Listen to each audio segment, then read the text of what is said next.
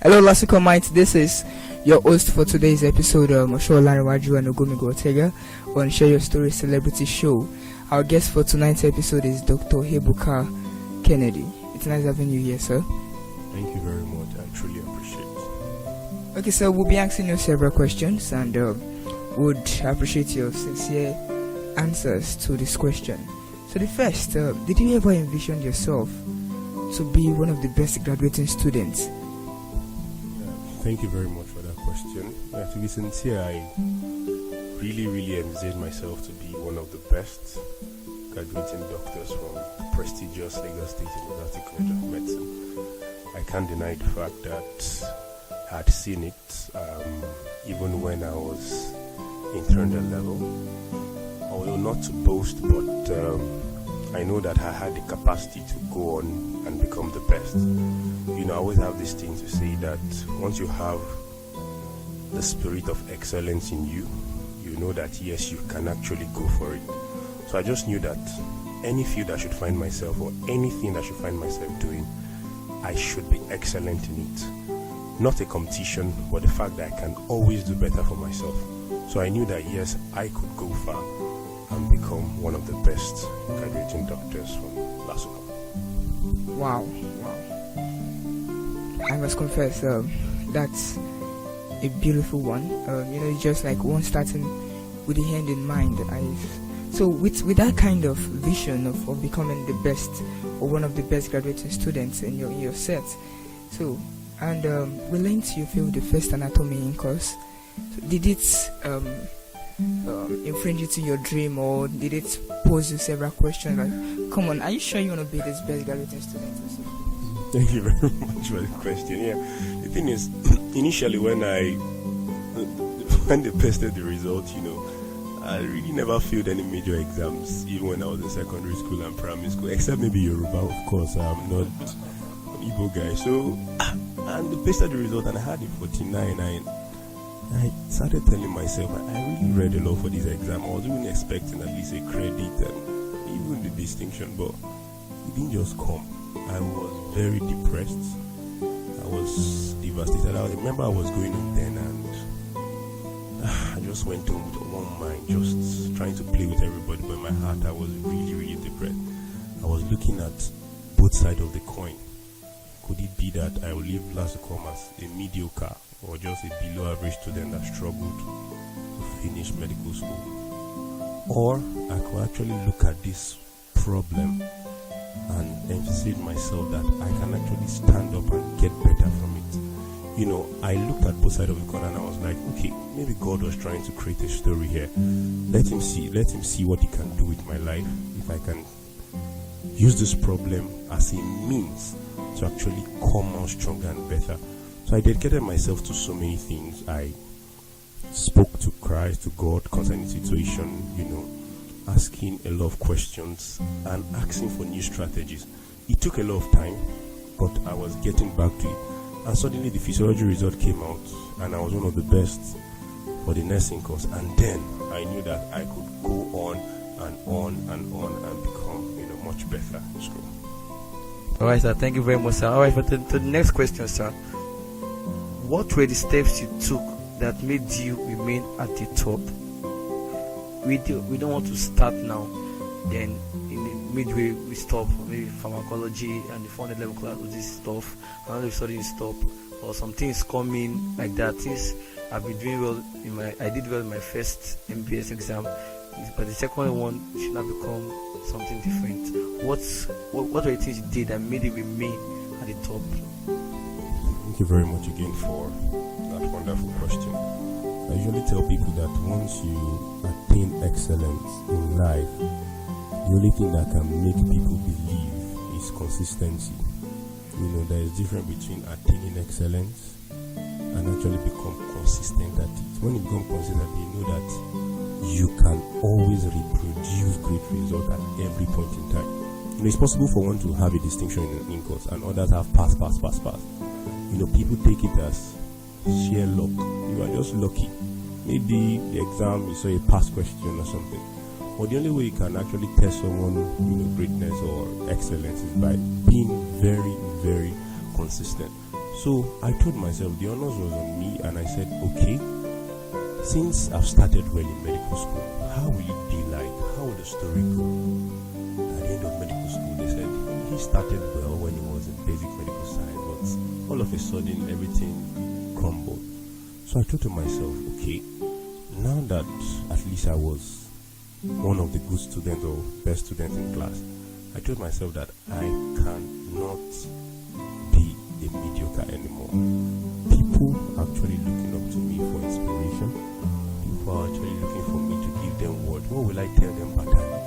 I have to encourage myself and say, okay, let me be very, very consistent. How did it come? One, I said, I must try as much as possible to be hardworking. Go to lectures, read when necessary, read at a regular time when you can assimilate. Make sure that things don't distract you too much away from your academics, because you have this tendency to rest on your oars. I always tell people, upon achieving excellence, one greatest deprivement is when you relax or rest on your oars, meaning that you rest on your past achievement and start using that, for the future. So the best thing is, I always tell myself, what you've achieved, immediately I achieve anything, I tell myself, what you've achieved in the past is gone. What people want to see, can you reproduce it in the upcoming test? So one thing that kept me going is hard work. Two, in fact, the most important thing to me was the spiritual aspect, because God gave me so many directions concerning medical school. In fact, it was awesome. It was very awesome. Most decisions to take. Sometimes it's not all about the hard work. I tell people, it's hard work plus smart work. Yes, you must work hard, but you must be smart. There's some certain times that you might not really need to read so deep concerning a course, because after all, you're not in a residency program or a consultant. Sometimes you just need to touch, some part, and God just tells you, do this, do this, do this. Why don't you focus on this? Why don't you look at this past question? Why don't you look at this thing? Why don't you look at this part when you're reading? So I think I was having a lot of guidance with the fact that yes, I was consistent and hardworking with what I did. So consistency, hard work, and what I call regular, and I repeat, regular assessment. You assess yourself. Have you always done better? Can you improve on what you've done? So regular assessment was also one of the vital key to see myself becoming one of the top students in class. Thank you very much, sir, Dr. Ebuka. This is something each and every one of us will hold on to remain at the top. The first thing is the decision. The decision. Who do you want to be in LASCOM? Who do you want to come out as? Which position do you want to hold on to? And you also mentioned that we should never rest on our past achievements. We should all be determined to reproduce a greater result in the next one. And next thing is hard work, regular assessment. What have I done today? What are my results? What did I do? And there's spirituality. I really want you, sir, to touch, to shed us little light on that. You spoke about God guiding you, God telling you don't need to really major in a particular course since you're not doing consultant or resident, something like that. So sir, you need that before you read, you just pray, or what do you do? Thank you very much. My spiritual life kicked on well when I was in medical school, maybe from 300 level. Then, God usually gave me different dimensions, and one of the things He told me clearly was, at every step you go in medical school, I always give you different dimensions to tackle the problems or the challenges you envisage in that class. What do I mean by that? The same way I tackled anatomy was not the same way I tackled pattern farm. Was not the same method I tackled O&G. Was never the same method I tackled medicine and surgery. They were every time at regular basis different strategies. Now I know people will be of the opinion that maybe you read a lot. Well, yes, I read, but I can tell you the fact that I don't read so much. Now the thing that I know, I'm consistent. Now there are two different things. I can read 2 hours a day and I'm okay, but I was consistent.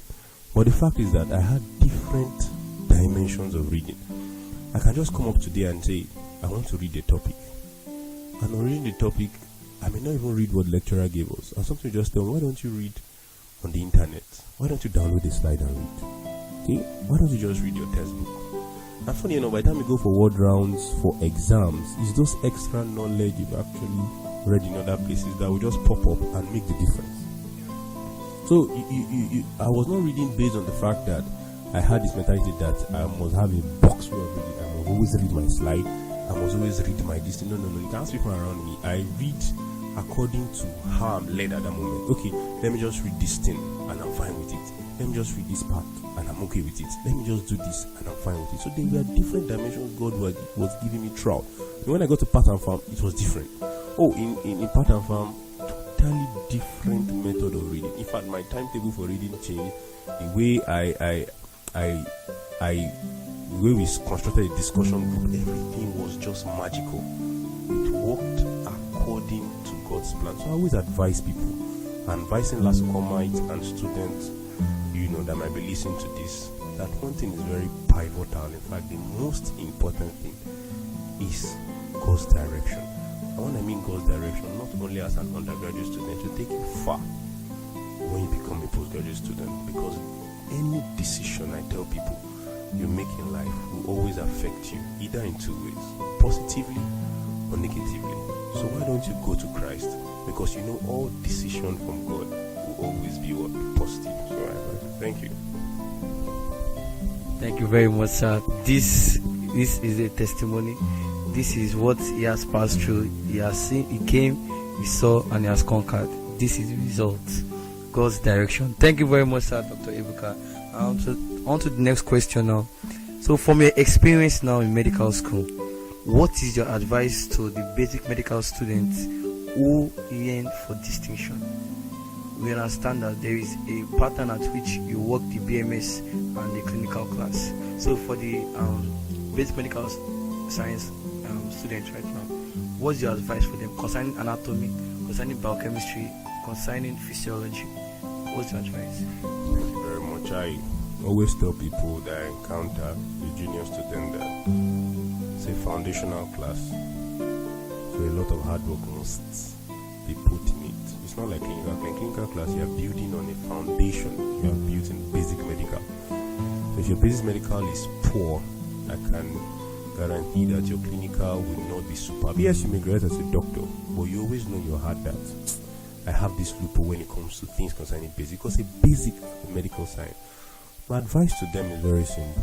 One, they should put in serious effort. Now, I have the reason why I'm saying serious effort.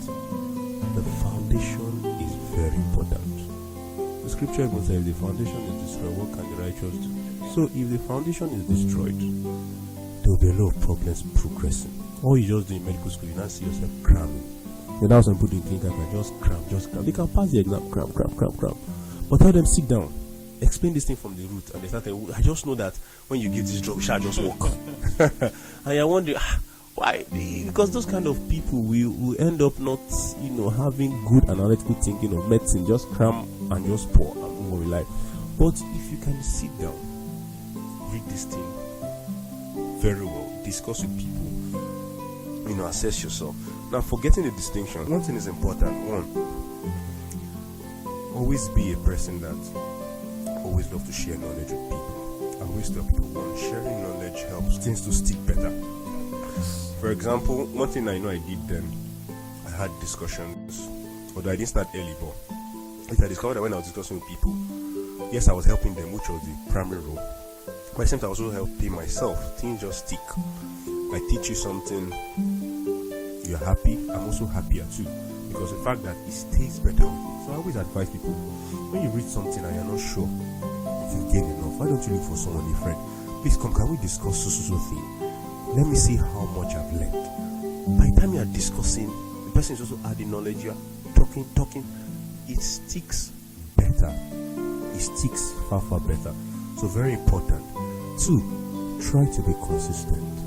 I will emphasize on that. You don't need to read long.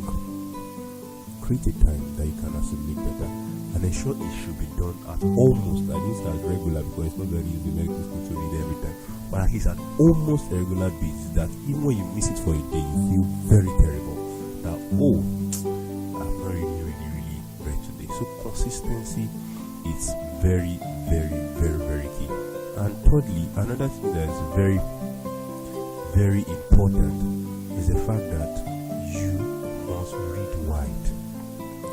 If you really want to become a top student, you must not be limited to only what is taught in class. If you are limited to only what is taught in class, I don't think maybe you are aiming for a distinction, to be sincere. Maybe a credit or maybe a pass. Of course, I know everybody have different desires, and for the fact that someone wants to become a credit student, pass student, I'm not castigating them. Everybody have what they want to do. But this question was directed to, if you want to become a decision student, you must read wide. Ask anybody. You can't be limited. You must touch textbooks. You must read some reviews. You must read on internet. You must search out knowledge, because that is what will make you distinct when you're even discussing with people. So very important. Read wide and read deep. Thank you very much. We greatly appreciate you, sir. God bless you. I recently discovered from what you've said that there are two G's of information. The first G is God, that's the direction we spoke about, and then another is Google, that's researching knowledge. So it's necessary for every great medical student to read wide. Two G's. That's powerful. So for the basic medical student, this is from experience. First, the serious effort needed, because this is the foundation, and also share knowledge with people. Have discussion groups. I think that is nice. The way it's all standing for, I begin to just move this stuff. You understand? That's nice. All right, sir. For the clinical students now, what do you think is the secret needed? Because we don't want to start very good and read the clinical class and see everything somehow. And sometimes when I pass car park, I think the other side there, and I hear some kind of powerful prayer points. Oh, you O and G. I'm like, wow, O and G, a mountain. and a lot of things are made and sold. Oh, so what is your secret, sir? Thank you very much. Well, there's no more secret, but I will just share.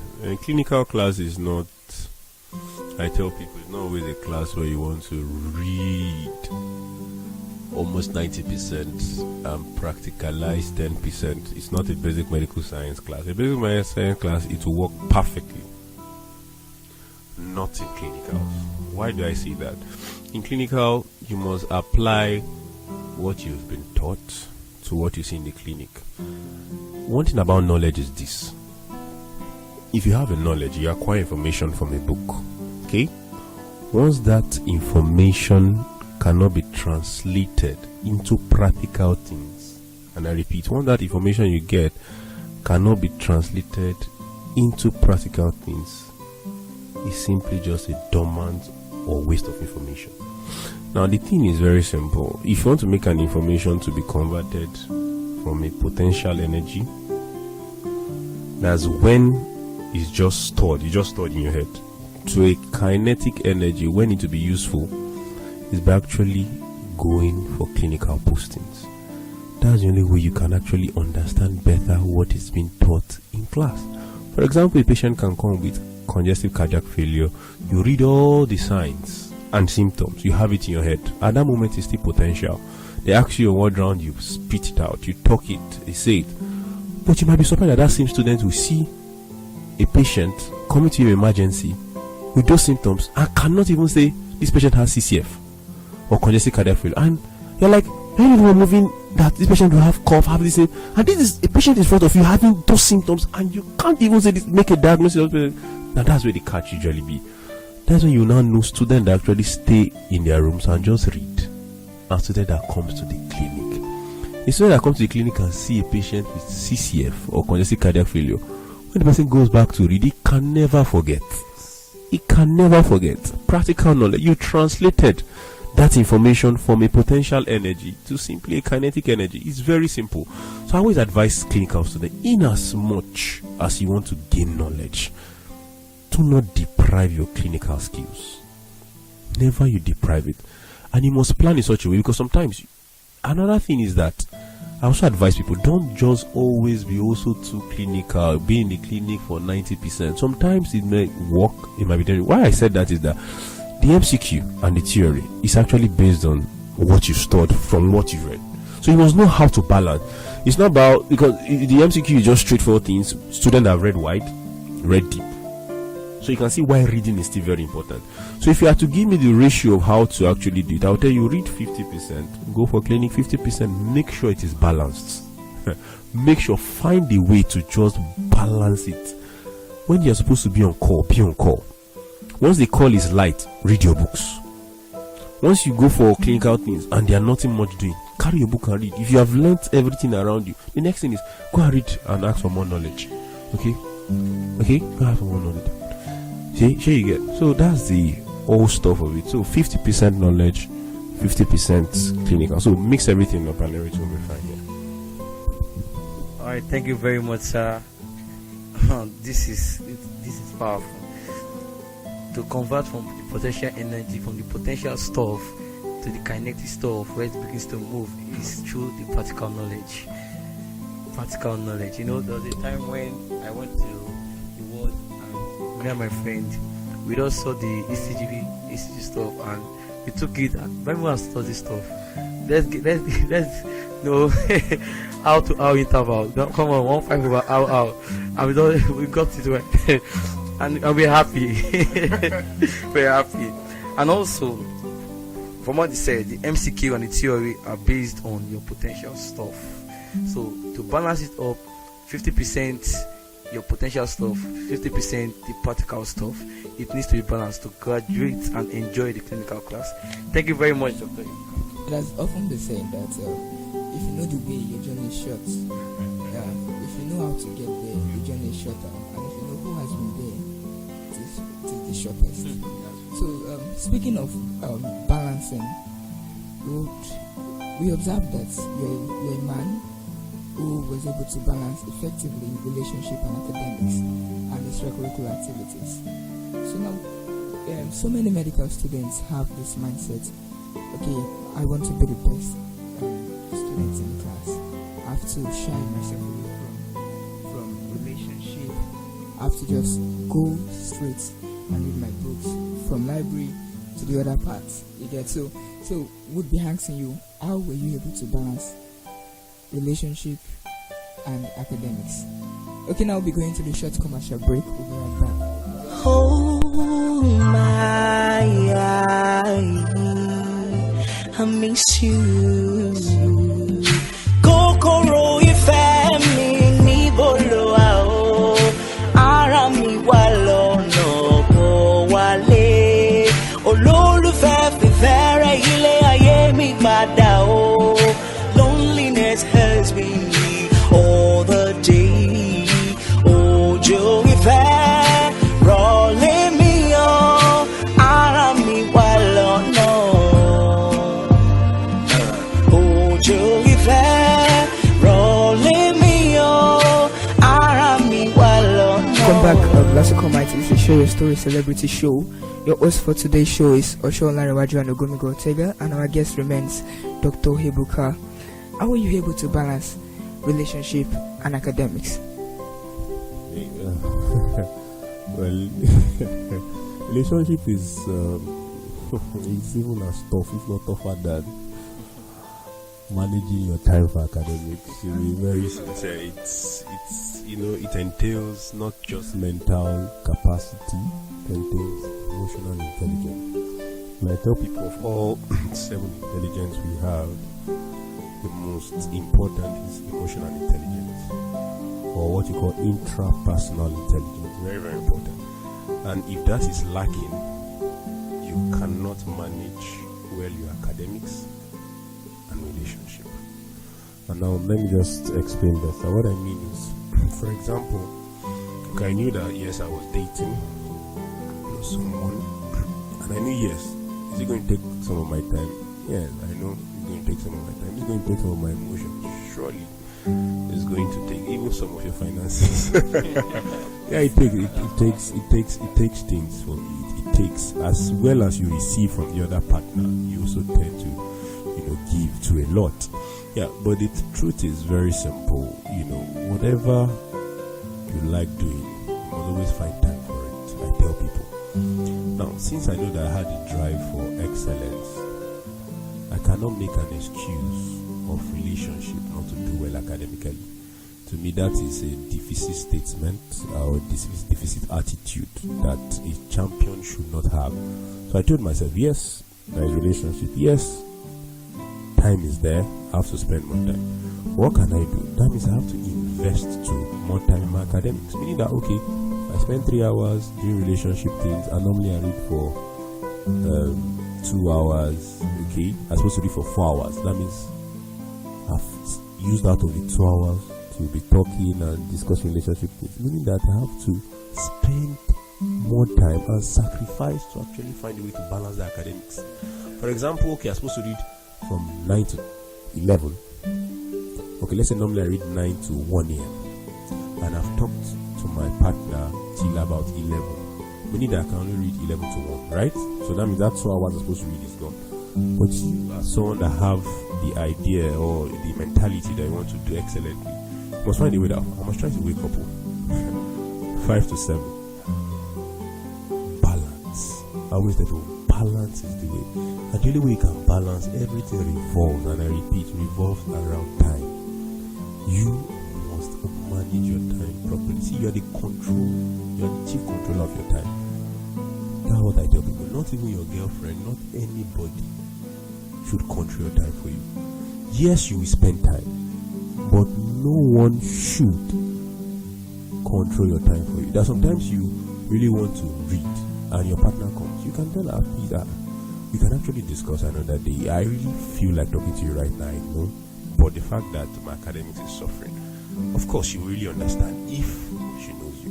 But you know what people tend to do is that you tend to give more liberty to always spending too much time. When you begin to spend too much time a lot, and you now start telling your girlfriend, I want to start reading, when you've created a pattern already, it now becomes hard to remove that pattern again. Maybe she's always coming to your room 9 till 1, you go always chatting every day. It happens recurrently, and one day you just wake up from your sleep and say, she comes by 9 and say, I want to read. You say, what's wrong with you? Don't usually discuss by this time, because you've created a pattern.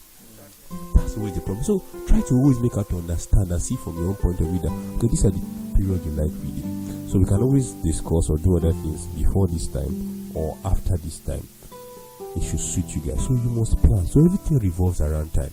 And I tell people, and I advise every student and every last comment, that a relationship should not and will never be a reason for failure in academics.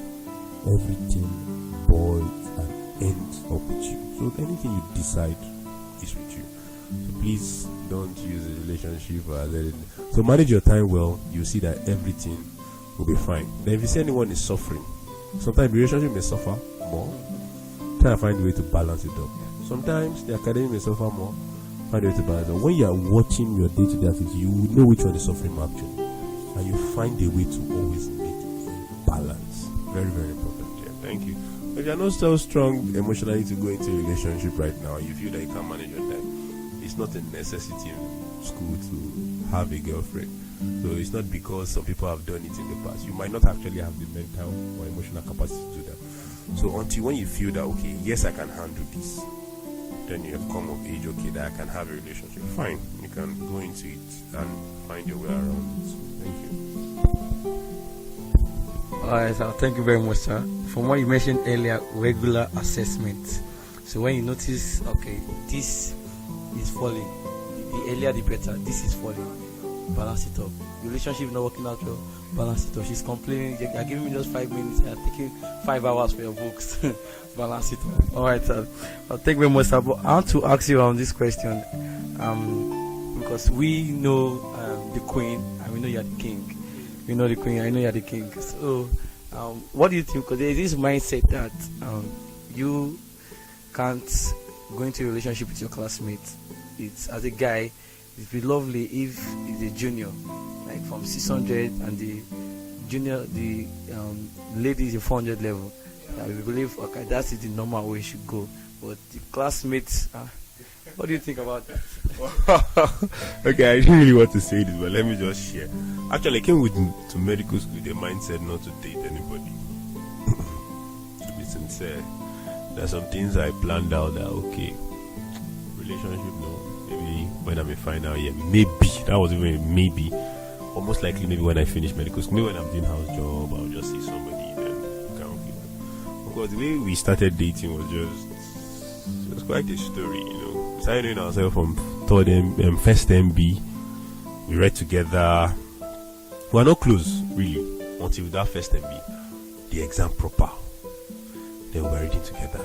So, of course, I was developing feelings. You know, it's not bad. I think it's nice. I think she suits my character. Okay, let's see how it go. First MB went, you know, and from then started disturbing her. Okay, I think I really like you and stuff like that.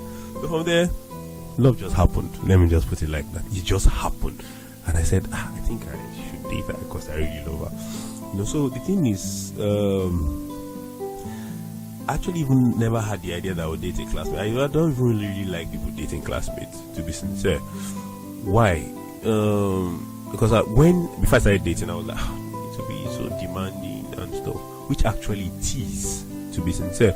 Because imagine that you see yourself every day, you go to class, come back together, go to class together, sometimes eat together. You know almost all the activity of each other. That's the simple truth. Unlike when someone's in junior class, you may not know, okay, maybe person is in class now, maybe person is in the room, the person tells you stuff like that. Sometimes you may even get boring. You see yourself every time and stuff like that. But the truth is, as I still said earlier, still boils down to managing your time. Still boils down to that. You may even have a girlfriend in junior class and still not even manage your time properly. So it actually depends on you. It totally depends on you. Yes, it is not easier to actually date someone from the same class. I agree with that because of the time that you spend a lot. But at the same time, you've chosen that path. So every decision you make, you should have made that decision. Nobody made it for you. So that means you can't blame or have any excuse and say, the reason why it's like this is because of this person. No. Nobody. Take all blame, responsibility. So I've already taken responsibility. I'm not that asked her out. I'm the one that said, and she said yes. So it's not left for me to not know how to manage it. So nobody pushed me to it. So of course it depends on you how you want to use your time. So be fine. Thank you very much, sir. Yeah, everything still boils down to how balancing whatever we're doing. I want to emerge as the best. Should one discard all extracurricular activities and just focus on academics to be the best? Very interesting question. I always tell people that academics itself don't guarantee financial freedom. So I don't see why you should neglect every other activity and focus solely on academics. And the reason is very simple. If you read books and really understand books like Robert Kiyosaki talking about why A student work for C student, you really understand the fact that the great so-called academic people end up working for the capitalists and the entrepreneurs. And the so-called entrepreneurs, really in quote, are not those that usually do well so academically. So how can you actually attain financial freedom and security if all you do is to read? You will not notice it when I always tell people, you will not notice it when you're in medical school. You know why? The only intelligence that is assessed in schools or in medical school is what? Is academic intelligence. So when you are intelligent academically, when I mean academically, you are scoring high on the board, people know you. That's when lecturers say, that's a good student, that's a good student. But sincerely, how far can it really take you? Yes, it will take you far, fine. But really, how far can it really take you when it comes to other aspects of your life? So the truth is, yes, when you're in school, be excellent. But at the same time, do not deprive yourself of learning things that will add up and make you better in the future. For example, you like something. Maybe you like designing, you like public speaking, you like playing football, you like playing basketball, You just like doing things. You can repair computers, you can, host shows, you can do a lot of things, you can act, you can dance. You should not say, oh, because I'm a medical student, I've only come to read my books. So no. It's going to be a life just too boring. You leave medical school, and all you just know is medicine. And people are not talking about finances, how to invest. You're looking at them like this. And I mentioned something like, when did they learn this one? And we know medical students together. What time did they even have to do all these things? Which is that if you don't create time for other things, you end up just having only nets in your head. That's the truth. So you have to try and create time. Rebecca Kiyosaki was talking about financial education, which people really lack. Very important. Financial education is not taught in schools. Lecturers will not teach you that when they come to the lecture room to teach you. You have to learn yourself, and that is the part of sacrifice that I'm trying to bring in. It's going to be a sacrifice. You are there. You want to be excellent in academics. You want to also be excellent in finances. You want to become an entrepreneur. You also like singing. You can cook and sell your food.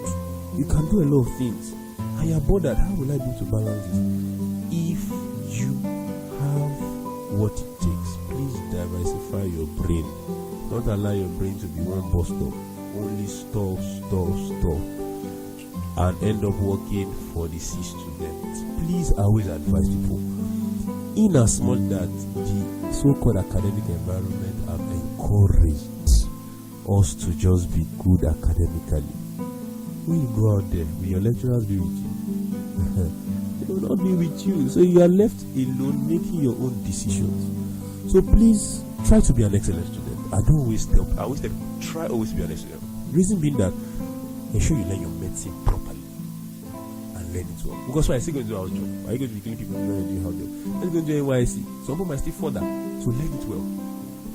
But it should not deprive your extracurricular activity.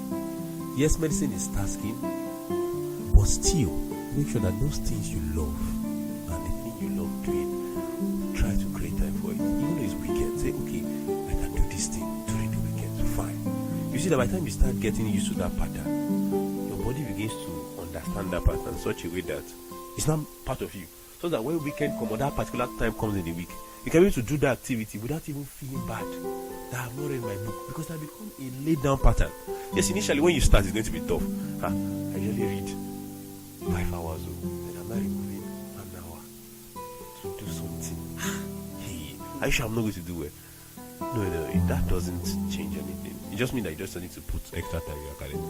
But just so when you now understand that pattern, and you're doing it every 1 hour, you're removing it, you're doing it, using it to gain other skills in other aspects, or do other extracurricular activity, it becomes part of you, and it becomes part of everything you do. So I encourage people, please diversify your brain. Make sure that it connects to the things that you love so much. So very important. Thank you. Thank you very much, sir. Dr. Ebuka. Actually, all the time when I was watching the video of last year, and the dance group came off, and I saw Dr. Ebuka there. I was like, I was very shocked. Like, what is going on? I can't see any textbook around or anything. This drama, and then when it started breaking, I said, "Hey, this is powerful. This is powerful. Diversify your brain.